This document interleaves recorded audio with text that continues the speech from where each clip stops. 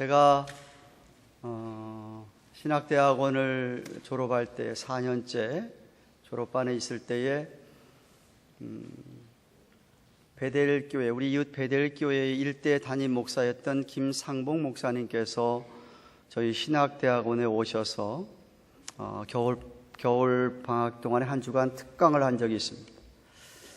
제가 그때 당시에 한인 학생회장을 맡고 있었기 때문에 김상봉 목사님과 일주일을 같이 있으면서 시간을 보낼 수가 있었습니다. 목사님이 이런 이야기를 한번 하셨습니다. 교회에 오래 다녀서 집사일을 한다고 하지만 구원을 안 받는 사람이 있을 수 있다. 제가 아직 목사 받기도 전이고 이제 졸업을 해서 목사를 받아야 되고 교회를 사역을 해야 할 텐데 그런 이야기를 해주셔서 언뜻 의아하기도 하고 좀 놀랐습니다. 그런데 정말 제가 목회를 그 이후로 26년째를 하고 있는데 그럴 수도 있겠다는 생각을 해봅니다. 교회를 오래 다닙니다. 수년을 다닙니다. 계속해서 말씀도 듣습니다. 말씀 좋다고까지 이야기하십니다. 주의를 빠지지 아니하고 가능하면 열심히 나오기 때문에 사람들이 보기에 굉장히 성실한 교인으로 인정도 받습니다. 그럼 교회에서는 또 집사 직분도 주고 안수집사가 되기도 하고 장로가 되기도 하고 권사가 되기도 합니다. 그럼에도 불구하고 심지어 목사들 가운데서도 예수 그리스도를 진실로 자신의 구세주, 세이비어를 뿐만 아니라 자신의 주로 내 삶의 주인이 예수님으로 그렇게 자신을 다 내어 맡기고 신앙생활을 하는 성도가 되지 못한 분들이 있습니다. 오늘 본문은 그러한 경우에 대한 경고의 말씀입니다. 지난 주일에 5장 11절부터 14절 말씀을 제가 여러분과 나누면서 신앙의 초보, 아주 어린아이 같은 신앙에서 머물지 말고 성숙하고 성장해서 성숙한 신앙으로 자라가야 되는 것을 말씀드렸습니다. 어린아이 신앙으로 있지 말고 어른의 신앙, 철들은 신앙으로 자라가야 된다고 말씀을 드렸습니다. 죽는 날까지 말입니다. 그런데 그러려면 훈련이 필요한데 단단한 영적 음식도 먹고 소화시킬 수 있어야 할 뿐만 아니라 정말 말씀을 가까이 하면서 그 말씀을 따라서 영적 분별력을 가지고 이게 정말 주님 원하시는 일인지 아닌지를 분별해야 된다고 말씀드렸습니다. 그러려면 매 순간 내게 부딪혀지는 모든 일을 하나님의 말씀에 비추어서 이거는 내가 지금 잘못하고 있구나 그런 거 생각이 되면 과감하게 잘라버리고 고칠 것 있으면 고치고 지속적으로 그건 해야 되겠다고 생각하는 것은 정말 무슨 일이 있어도 꾸준하게 지속적으로 하고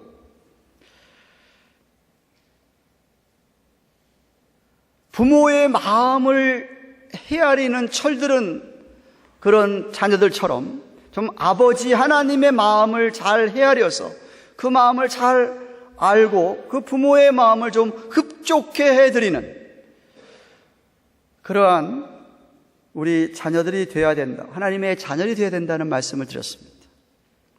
오늘 본문은 동일한 맥락에서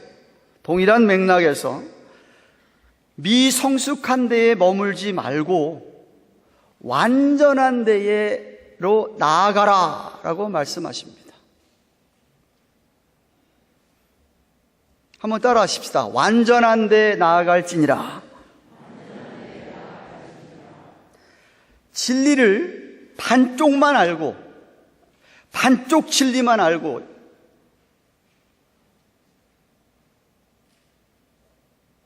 잘하지를 못하는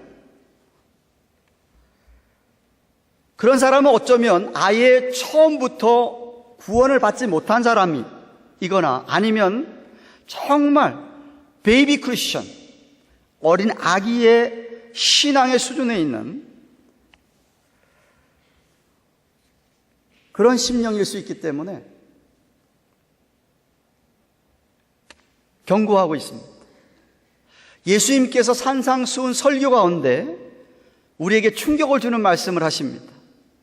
마태복음 7장 21절에 보시면 나더러 주여 주여 하는 자마다 천국에 다 들어갈 것이 아니요 다만 하늘에 계신 내 아버지의 뜻대로 행하는 자라야 들어가리라 그랬습니다.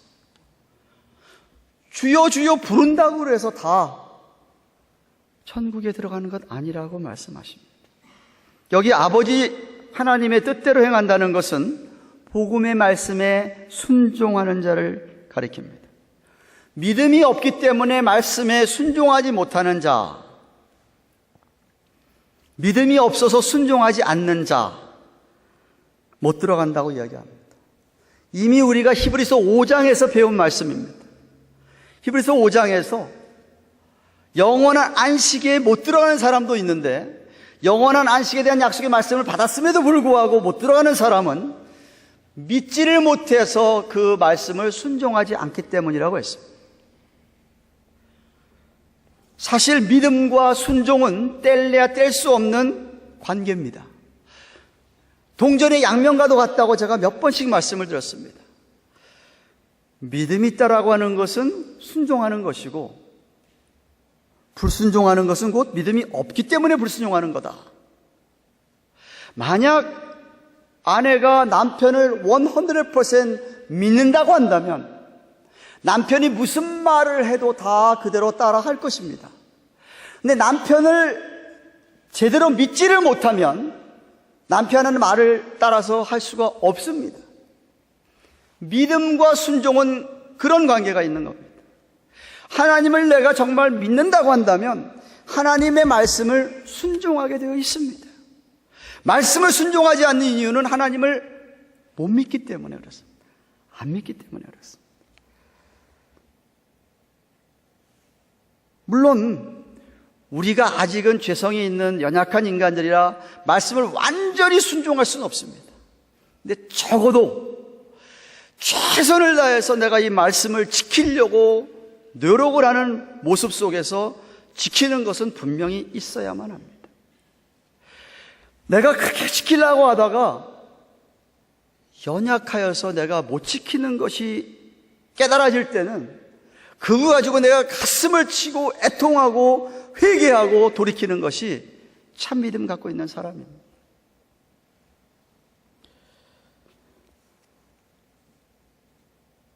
고의적으로 불순종할 수 없습니다. 요한 1세 가르침 가운데 예수 믿는 사람이 의도적으로 말씀을 거역할 수는 없습니다. 무의식적으로나 어떠다가 실수하고 못 지키는 것이지 그럴 수가 없습니다. 그렇기 때문에 만약에 여러분이 똑같은 죄를 계속해서 반복해서 짓는다, 심각한 문제입니다. 둘 중에 하나입니다. 내가 똑같은 죄를 반복해 짓는다고 하는 것은 참 믿음을 갖고 있지 않던지 아니면 진짜 베이비 크리스천의 수준에서 머물고 있던지 둘 중에 하나입니다. 1절 2절 말씀 보십시오. 오늘 6장 1절 2절 말씀 보십시오.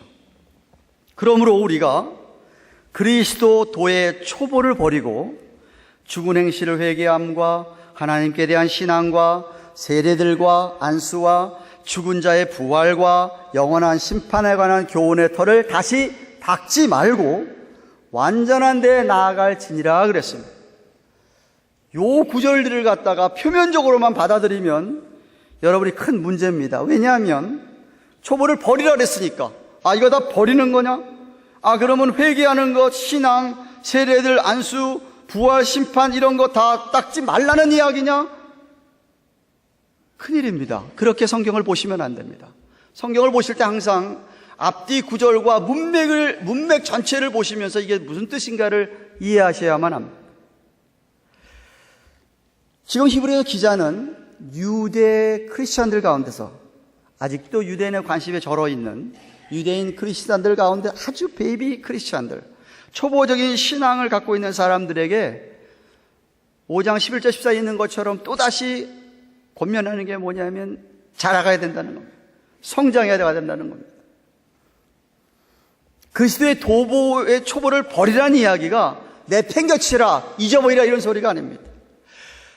거기에서 보다 더 성숙하고 성장하는, 그 완전한 대로 정말 나아가는 믿음의 진보를 가리키고 있는 겁니다. 그것만 붙잡고는 진보할 수가 없기 때문에 그런 이야기를 하고 있는데 해석이 필요합니다. 여기 처음 나오는 죽은 행실을 회개한다는 이야기가 우리가 생각하는 잘못된 거 회개하는 것과는 조금 다릅니다.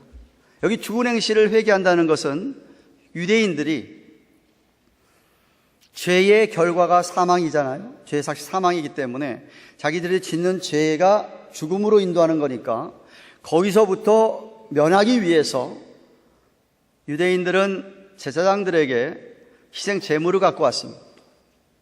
구약의 성도들이 희생 제물을 가져와서 제물을 제장 앞에 드립니다. 희생 제물을 드립니다. 문제는 내가 이거 희생 제물을 드리면은 다라고 생각한 게 문제였습니다. 제물 드린 것으로만 끝나는 것이었습니다. 하나님께 대한 신앙도 여호와 하나님에 대한 신앙만 갖고 있었습니다. 반쪽 신앙이에요. 왜 반쪽 신앙이냐면 여호와 하나님은 믿는데 하나님께서 구약에서 예언하신 메시아 그리스도가 이미 오셨음에도 불구하고 메시아는 안 믿는 것이었습니다. 아니, 구약의 하나님을 믿는 사람이 메시아를 안 믿어, 그리스도를 안 믿어. 아니죠, 그죠? 잘못 믿고 있는 건가가 정말 거기에만 머물러 있는 겁니다. 그거 얘기하고 있는 겁니다. 오늘날도 얼마나 많은 사람들이 입으로 얘기합니다. 아, 자기 하나님 믿는다고 얘기합니다. 특별히 미국 사람들, I believe in God. God 믿는데 하나님 믿는다고 얘기를 해요. 얘기를 해보면 예수 그리스도는 몰라요. 하나님을 믿는다고 하면서 예수를 몰라요. 안 믿어요. 어떻게 된 겁니까? 잘못 믿는 거죠. 잘못 믿는 거죠. 하나님을 믿는 사람, 여호와 하나님 믿는 사람 같으면은 당연히 예수님도 믿어야 되는 겁니다. 거기까지 안 가는 거예요. 그 다음 나오는 세례들도 해석이 필요합니다. 여기 세례들이라는 말이 우리가 알고 있는 물세례 얘기하는 건 아닙니다. 성령 받은 사람이 목사에게 성부와 성자와 성령으로 세례받는 걸 얘기하는 게 아니고, 여기 세례들이라고 하는 원어를 살펴보면 이거는 뭐 얘기하느냐 하면 구약의 결례식을 얘기합니다. 제가 여기 와싱이라고 영어로 해놨습니다. 무슨 얘기냐 하면 구약의 하나님 믿는 사람들이 나올 때에 제사를 드리기 전에 항상 제사장도 그렇고 성전에 있는 물두멍에다가 손을 씻어야 했습니다.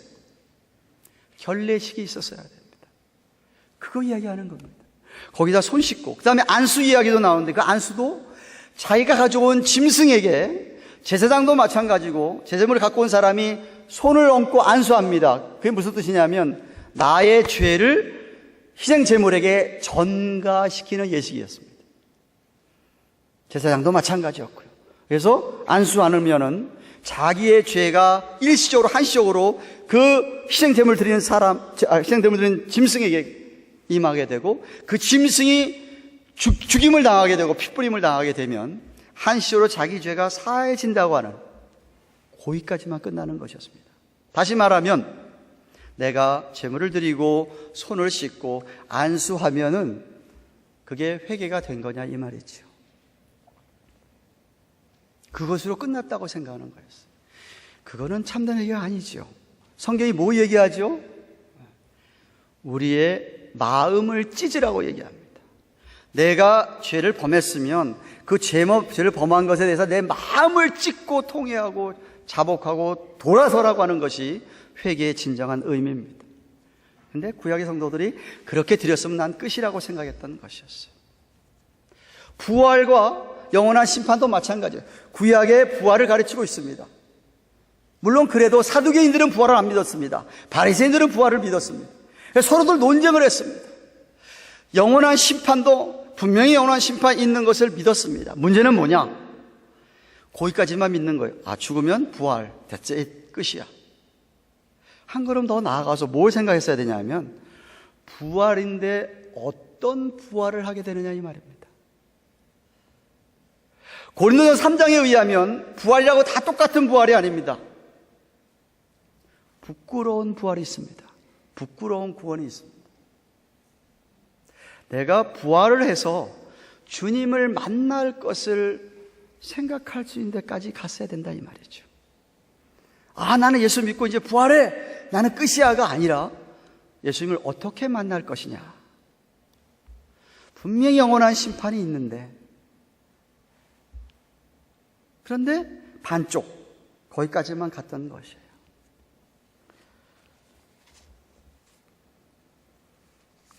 그래서 히브리서 기자가 이거 심각하다고 생각하는 것이었어요. 예수님이 오신 이유로, 예수님이 초림하신 이유로, 그리고 예수님께서 3년 동안의 사역을 통해서 구약의 가르침들이 보다 더 명확해지고 더 이해를 많이 도와서 확실해지고, 그래서 정말 예수 그리스도를 더욱더 잘 믿게 되었습니다.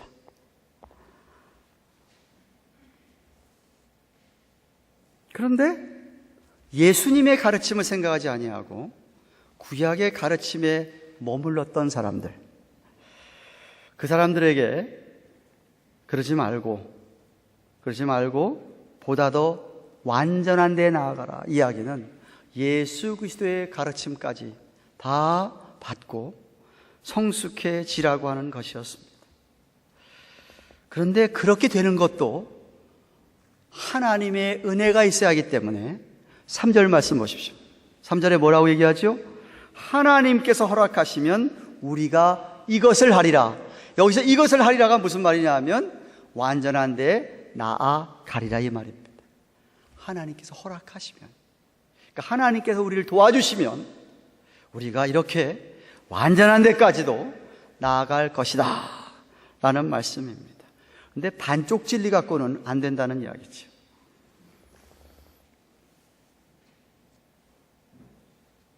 반쪽 진리 가지고 또 잠시 하나님 말씀의 맛을 잠깐 보았다 하더라도 참 신앙을 갖지 못한 사람은 구원받지 못할 것을 4절부터 6절까지 이야기합니다. 4절부터 6절까지 말씀 보십시오. 한번 비침을 얻고 하늘의 은사를 맛보고 성령에 참여한 바 되고 하나님의 선한 말씀과 내세의 능력을 맛보고 타락한 자들은 다시 새롭게 하여 회개케 할 수 없나니 이는 자기가 하나님의 아들을 다시 십자가에 못 박아 현저히 욕을 보임이라 그랬습니다. 잘 들으세요. 성경의 어려운 구절들 가운데 한 구절에 우리가 도달했습니다. 여러 가지 해석이 있는데 크게 두 종류로 나눕니다.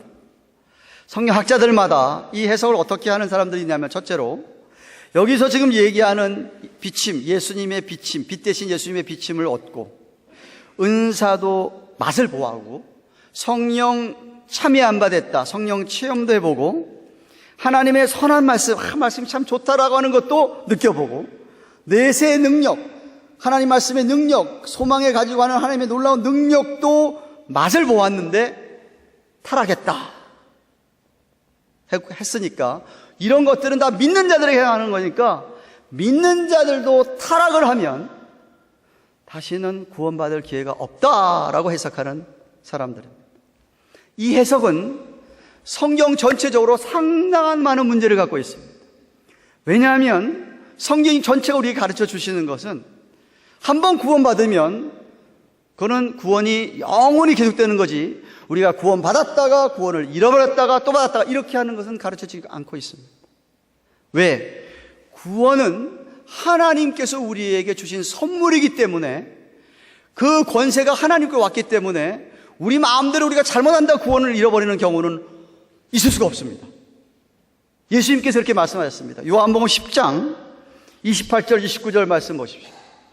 예수님 말씀입니다. 내가 저희에게 영생을 주는데 영원히 멸망치 아니할 터이요 또 저희를 내 손에서 빼앗을 자가 없느니라. 저희를 주신 내 아버지는 만유보다 크시기 때문에 아무도 아버지 손에서 빼앗을 수 없느니라 그랬어요. 아멘. 구원은, 영생은 하나님이 우리에게 주신 것인데 하나님의 능력은 인생에 어느 것보다 크시기 때문에 감히 사단 마귀가 이것을 빼앗아 갈 수가 없다 이 말. 한번 구원받은 사람이 구원을 잃어버릴 수가 없다 이 소리입니다. 또 사도 요한은 요한일서 5장 13절에서 우리가 얼마든지 구원받았다는 것을 알 수 있다라고 이야기합니다. 내가 하나님의 아들의 이름을 믿는 너희에게 이것을 쓴 것은, 성경 말씀을 쓴 것은 너희로 하여금 너희에게 영생이 있음을 알게 하기 위해서다.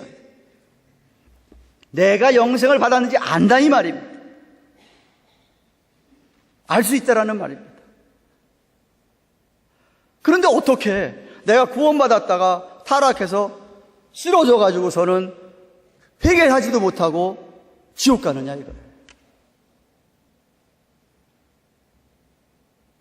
그래서 제가 그 첫 번째 해석은 받아들일 수가 없고, 두 번째 해석은 뭐냐면, 여기 지금 이야기하는 비침을 얻고 하나님의 은사를 맛보고 성령에 참여한 바 되고 하나님의 선한 말씀, 내생 능력을 맛보았다 할지라도 이 사람은 애초부터 예수를 안 믿는 사람입니다. 진실로 예수를 믿는 사람이 아닙니다. 가짜입니다. 그렇기 때문에 타락해서 회개도 못하고 구원 못 받는 거예요. 왜? 성경에 그런 예가 많습니다. 구약 성경을 보실래요? 출애굽하면서 그 많은 이스라엘 백성들이 하나님의 놀라운 경험을 했습니다. 하나님이 시내산에 임할 때 천둥 번개가 치고 사람들이 다 놀랐어요. 10가지 하나님이 부리는 재앙을 똑똑히 목격을 했고요. 그 다음에 출애굽을 하면서 홍해 바다가 쫙 갈라지는 것도 그 백성이 다 경험을 했어요. 그런데 얼마나 많은 사람이 안식에 못 들어갔습니까? 그런 경험을 했는데도 못 들어갔어요. 그게 히브리서 5장 말씀이었어요. 5장 말씀. 신약에도요, 예수님이 3년 동안 공생에 사역하실 때에 예수님을 따라오는 수많은 사람들이 예수님이 하는 기적들을 눈으로 똑똑히 보았어요. 경험했어요. 물이 포도주가 되는 경험을 했어요.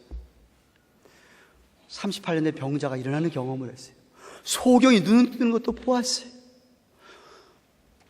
오병이요, 고기 2개 하고 떡 5개 가지고 5,000명 이상이 먹는 것을 보았어요. 죽은 나사로가 살아나는 것도 보았어요. 수많은 그런 것들을 다 경험했어요. 봤어요. 그런데 예수님 안 믿었어요. 다 예수님은 십자가 못 박아 죽이라. 대부분의 사람들이 다 그랬어요. 다 죽이라 그랬어요. 아무리 그런 것을 경험했어도 예수 제대로 안 믿었어요. 다른 목적 가지고 예수님 쫓아다녔어요. 다른 목적 가지고. 마찬가지로 오늘날도 빛이 막 비추니까 옆에서 있다가 그 빛의 비침을 자기도 받았어요. 느꼈어요. 경험했어요. 성경 말씀 너무 좋은 거 경험했어요. 참 좋다. 성경 말씀 참 좋다. 경험했어요. 은사도 받았어요.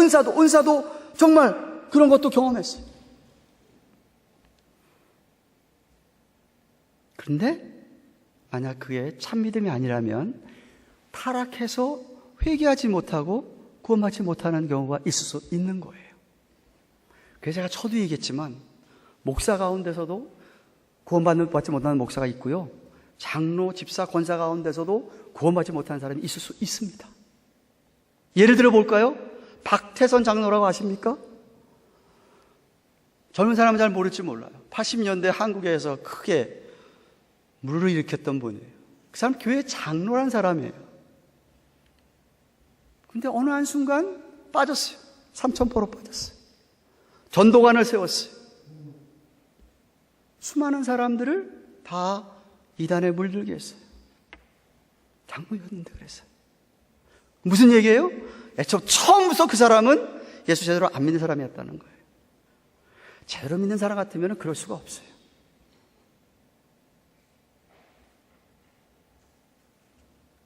우리 주위에 그런 사람 많이 있어요. 이상하게 교회 생활 잘하는 것 같았어. 신앙 잘해. 어느 한순간 어떤 어려움이 있는지 모르지만 교회를 떠나고 주님을 떠나. 죽을 때까지 회개 안 하고 그냥 가세요. 그러면 구원받지 못한 거예요. 애초부터 잘못된 믿음을 갖고 있었던 거예요. 오늘 성경이 그 얘기하고 있는 거예요.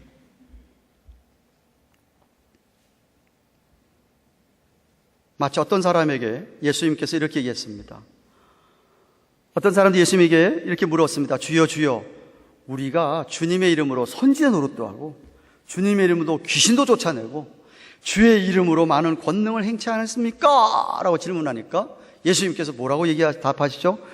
7장 23절에 내가 너희를 도저히 알지 못하니 불법을 행하는 자들아 내게서 떠나라 그랬어요. 세상에 주님의 이름으로 기적을 행한 사람은, 주님의 이름으로 말씀을 전했다고 하는 사람, 선지자들이라고 하는데도 주님께서 모른다고 하신다 이거예요. 그럴 수 있다라는 거예요.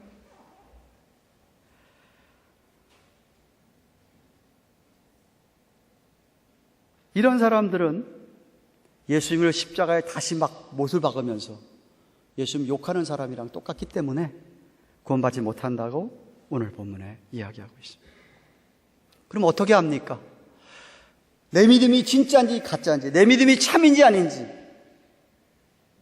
이 목사가 참 목사인지 아닌지, 이 장로가 참 장로인지 아닌지, 이 권사가, 이 집사가 진짜 신자인지 아닌지 어떻게 합니까? 어떻게?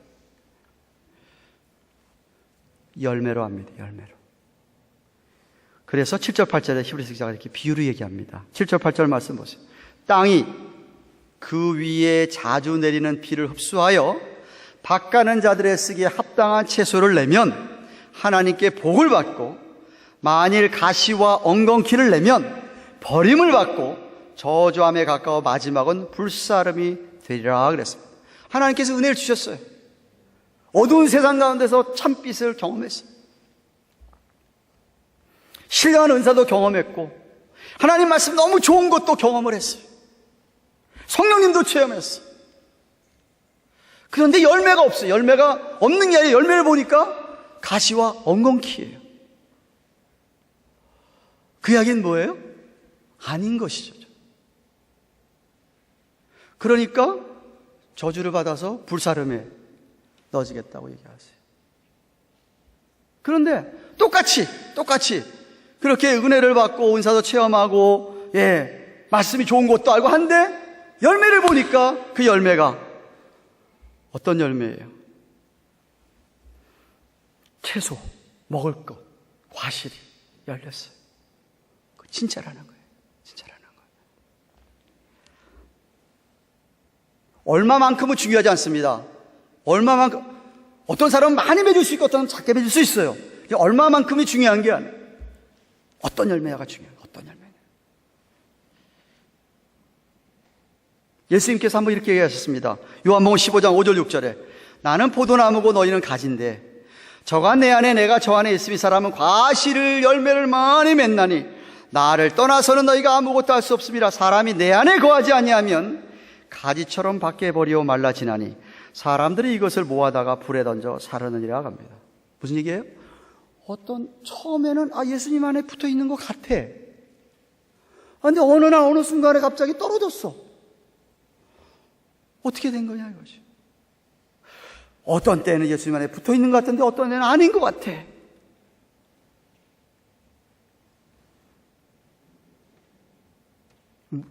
무슨 이야기인지 아세요? 믿음 생활하는데 완전히 자기 취향에 따라 신앙생활하는, 믿음 생활하는, 자기 입맛에 따라 사는, 내 마음대로 신앙생활하는 거죠. 그죠? 있으면 있다. 힘들면 간두는 거예요. 힘들면 교회도 그만두고 힘들면 다 간두는 거예요.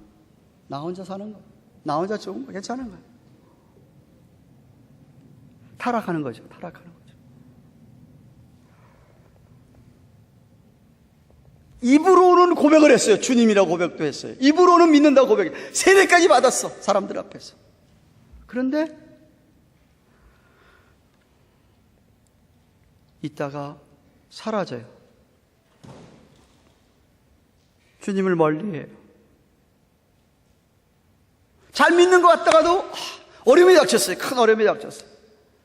어려움이 닥치니까 그 믿음 다 어디 갔는지 싹 모른 채 하고 그냥 떨어져 나가요.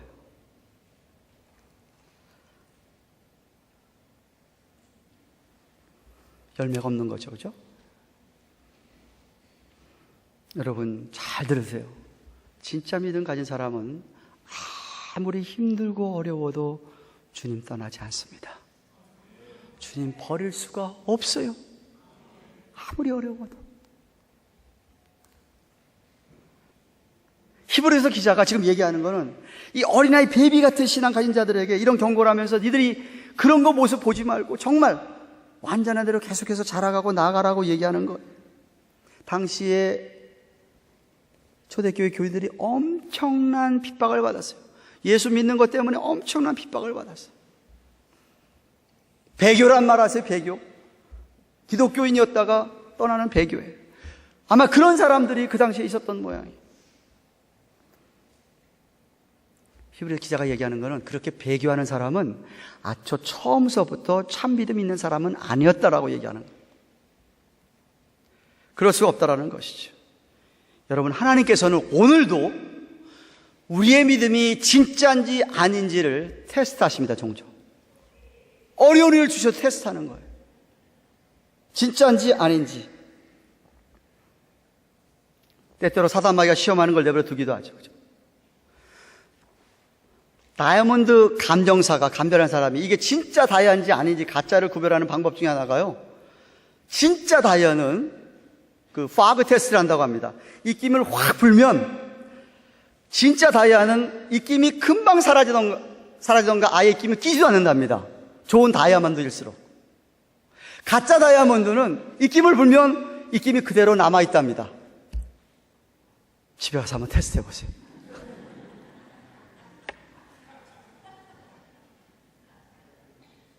무슨 얘기예요? 진짜 신앙 가진 사람은 한번 훅 휘어쳐도 그래도 주님 붙잡는다 이것이요. 힘든 일이 있어도. 욥 아세요? 욥시를 아십니까? 하나님 보시기에 하나님이 욥 진짜 의인이고 진짜 나 잘 믿는 애다 인정을 하고 있었습니다. 그때 사단마귀 옆에서 시험합니다. 하나님, 저 사람이 지금 모든 게 다 편하고 잘 살고 풍족하고 부자니까 하나님 그러는 거죠. 그런 거 다 뺏어가봐. 저 사람 절대 하나님 믿을 사람 아니라고. 그랬더니 하나님께 그러냐? 한번 해봐라. 시험해봐라. 사단이 시험을 했습니다. 어느 정도로 시험했죠? 자식이 열이 있었는데 한꺼번에 열이 다 죽어버립니다. 부인마저도 자기 욕하고 원망하면서 떠나버립니다. 재산 다 날렸습니다. 자기 몸에 병을 얻었습니다. 헌대가 막 나가지고 병을 얻었습니다. 그래도 욥은 하나님 버리지 않았습니다. 인정을 받았습니다. 그게 진짜 믿음이에요. 진짜 믿음이에요. 진짜 믿음 가진 분은 어려워서 조금 시험에 빠져 있어도 반드시 다시 진짜 돌아오죠. 그게 정말 믿는 사람이죠. 그게 정말 믿는 사람. 여러분,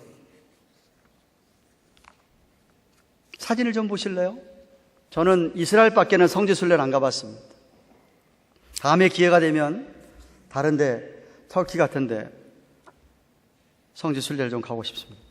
근데 터키의 소아시아 지방이죠. 요한계시록 2장 3장에 나오는 아시아 7교회가 있는 그 터키의 갑바도기아 지역에 지하 동굴 도시가 있다고 합니다.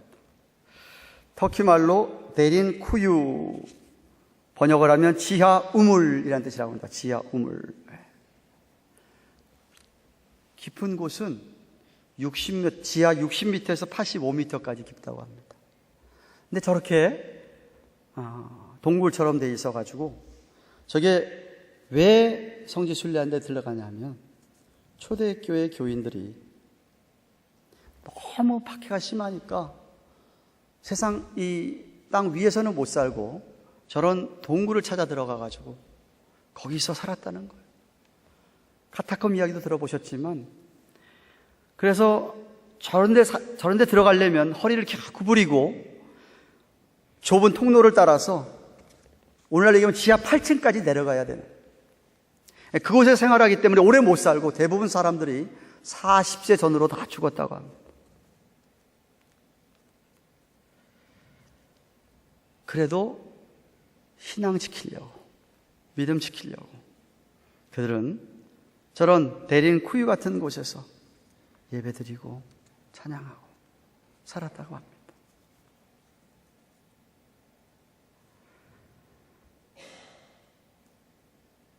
진짜 믿음 있는 사람은 어려울수록 더욱 주님 붙들고 말씀 붙들게 되어 있습니다.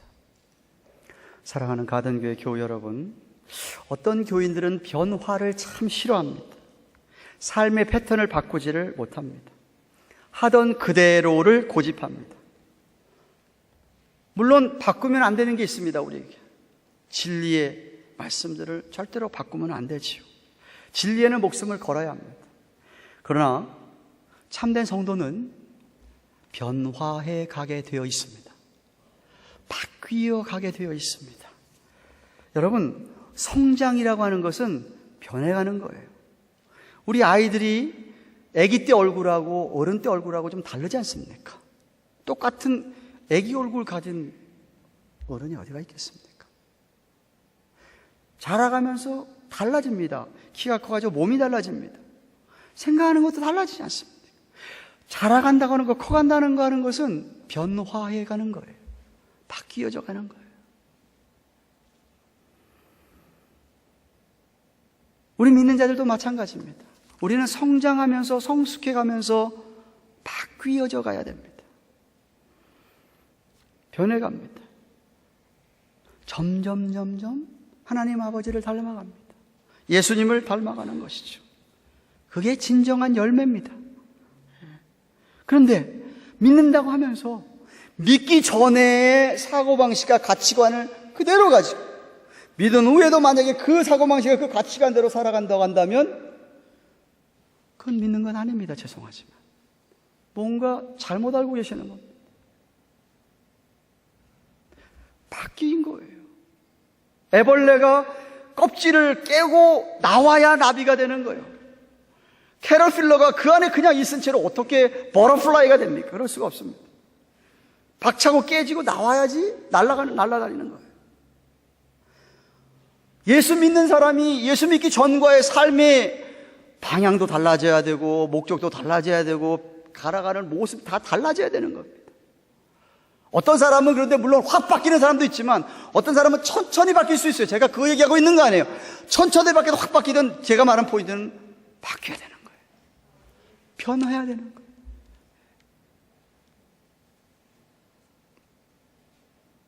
내가 믿기 전에 하던 그런 모든 것들에 대해서 이게 성경적이 아니었구나라고 생각이 되면서 차츰이라도 하는 말과 행동과 이게 달라져 가야 되는 거 아니겠습니까?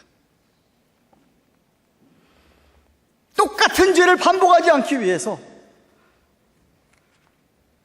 정말 자기 자신을 쳐서 말씀에 순종하려고 합니다. 어떻게 해서든지 주위 사람들을 좀 사랑해 보려고 합니다. 사랑해 보려고 하죠. 좀 미워할 생각이 들었다가도 금방 이러면 안 되지. 내가 예수 믿는 사람이 주님 말씀 그렇게 안 했는데 하고 바꾸려고 합니다. 생각을 바꾸려고 하고. 절대로 누구 미워하는 데 시간과 정력을 낭비하지 않습니다. 그리고 어떻게 해서든지 전도하려고 합니다. 왜? 이 믿음, 이 구원이 너무 귀한 거예요. 너무 큰 은혜니까 이걸 나만 갖고 있는 게 아니라 저 옆에서 사람이 좀 받았으면 하고 어떻게든지 안 믿는 사람 보면, 교회 안 다니는 사람 보면은 전도하려고 애를 씁니다. 그렇게 전도하려고 애를 쓰는 사람은요, 결코 그 입에서 불평불만이 나올 수가 없어요. 교회가 전도에 열심을 내는 교회는요, 문제가 될 수가 없어요. 전도에 온 힘을 기울이기 때문에 그렇습니다. 그런데 전도하지 않는 교회는요, 맨날 문제로 골치 아프게 되어 있고 힘들게 되어 있고, 그것 때문에 그냥 온 기력을 다 쇠하게 되어 있는 게 교회 역사, 교회 사가 그렇습니다.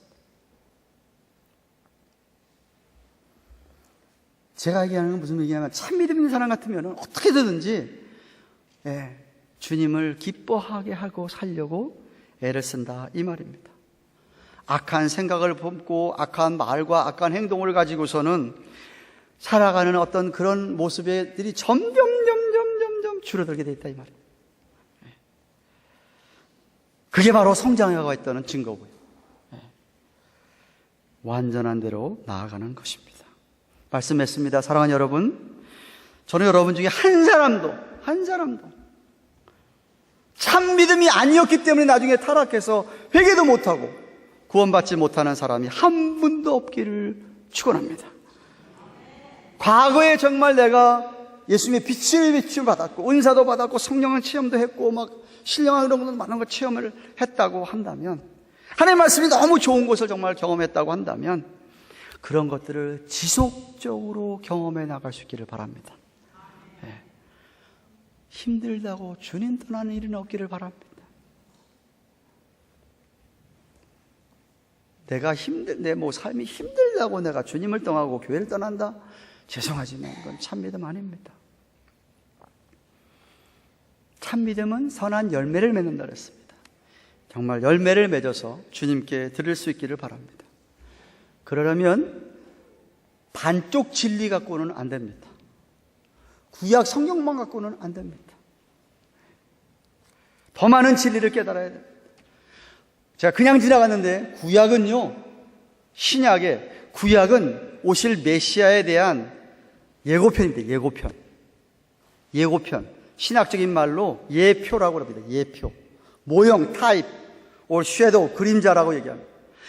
구약은 그런데 신약에 예수님이 오셔서 실체를 보여주게, 실체를. 그런데 그림자만 붙들고 있고 모형만 붙들고 있고 예고편만 붙들고 있으면은 그거는 안 된다는 거죠. 그건 참 믿음이 될 수가 없다는 거예요.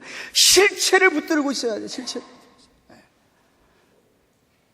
전체 성경적인 진리를 붙들고 있어야 돼요. 잠깐 맛본 것으로는 부족합니다. 정말 계속적으로 여러분은 진정으로 여러분의 마음이 우리 예수님이 나의 구세주일 뿐만 아니라 나의 주님이시기에 내가 그 주님께 내 마음을 온전히 내어 맡기고 헌신하는 그것이 죽는 날까지 변치 않기를 축원합니다. 그러면 믿음의 순종이 가능하고, 그러면 주님이 기뻐하신 열매를 드릴 수가 있습니다. 그런 은혜가 있기를, 우리 모두에게 있기를 주님의 이름으로 축원합니다. 기도하십시다. 한번 같이 동성으로 주님 정말 완전한 데 나아가기를 원합니다. 점점